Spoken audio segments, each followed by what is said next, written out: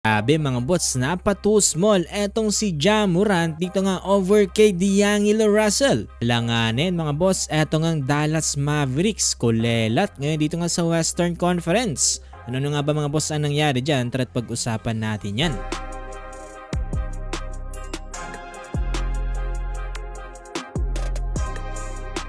Bago yan, mahilig ka ba mag-basketball pero wala ka pa rin panglarong short? Bakit hindi mo subukan etong dry fit short for men? Gandang quality, maporma at higit sa lahat hindi makati sa katawan.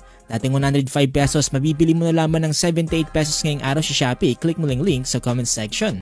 So eto nga mga boss, no, nandito na tayo sa NBA Cup at ngayong araw nga ay nagtapat etong Memphis Grizzlies kontra nga dito sa Dallas Mavericks. No AD for Dallas Mavericks. First quarter mga boss, eto gandang alley-oop ni D'Lo to PJ Washington.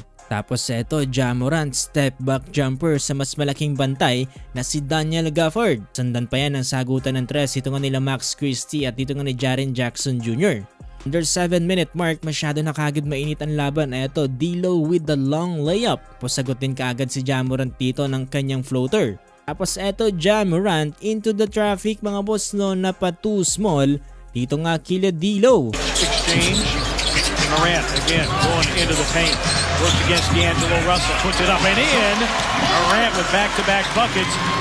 Tapos ng first quarter, laki na kagad ng lamang dyan ng Memphis, 34-24, up by 10. Under 9-minute mark na dito sa second quarter, yung naramdaman, eto ng si Cooper Flag. Tapos nasundan pa yan dito ng 3-pointer for Flag. Kahit ang todo effort na dyan, etong si Cooper Flag ay halos wala silang magawa dito sa momentum na ginagawa dyan ng Memphis Grizzlies. Ano yung sunod-sunod na tres na ginawa dyan nila Jalen Walls at ito nga ni Cedric Coward. Dahil dyan unti-unting lumobo yung kalamangan dyan ng Memphis Grizzlies mga boss, no, nasabayan pa yan ni Jaren Jackson Jr.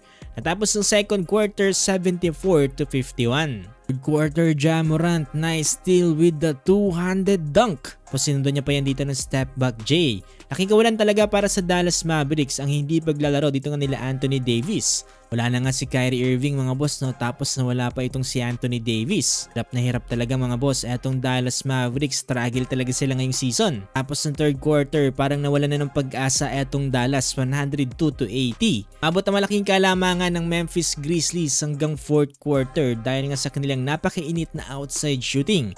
Kaya naman natapos ang laban mga boss, na final score 118-104. Ang una nga dyan para sa Memphis, etong si Ja Morant at Cedric Coward na merong tig 21 points. Tapos 17 points naman para kay Jaren Jackson Jr. at 16 points for Santi Aldama. Para naman sa Dallas Mavericks, Max Christie with 18 points, PJ Washington with 14 points at Cooper Flag with 12 points. At dahil nga mga boss, no, sa pagkatalo dyan ng Dallas Mavericks ay kulelat na sila ngayon dito nga sa Western Conference standing with 2 wins at 7 losses. Nasa unahan nila etong New Orleans Pelicans with 2 wins at 6 loss. At nangunguna naman ngayon mga boss, no, etong Oklahoma City Thunder with 9 wins at 1 loss. Mga pangalawa dyan ng Los Angeles Lakers with 7 wins at 2 loss. So yan mga boss, no, hopefully makabounce back pa etong Dallas Mavericks.